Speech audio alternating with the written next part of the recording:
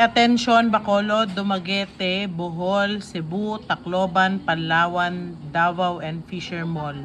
Hindi kayo makakauwi ngayon hanggat hindi kayo mag-send. So, tuturuan ko kayo paano mag-generate ng workshop na taken per employee. So, punta kayo sa CPM nyo, doon sa may HR.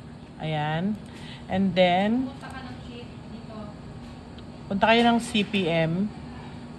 Then, next is Personnel Development Report.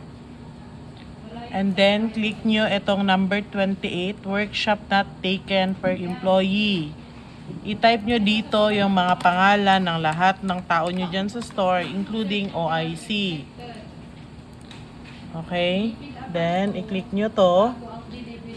Makikita nyo na dyan yung mga workshop na available for month of May.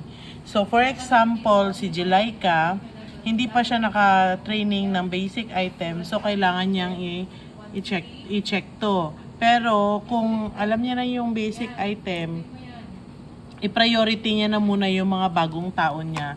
So please paki-highlight na lang yung mga schedule, and please make sure na malagyan niyo ito kasi hindi yan mawawala dyan hanggat hindi niyo siya ma-undergo ng training. So paki-send na ngayon and naka-hold kayo ngayon lahat ng mga nabanggit kong store. I-save nyo na lang siya as PDF. Okay? Then, i-print nyo lang. Then, i-click nyo PDF. Then, i-save nyo. I-print nyo. Tapos, markingans nyo, picturean nyo, is cam scanner nyo. Then, is-send doon sa drive or ipasok doon sa drive para ma-unhold kayo ni HR. Thank you.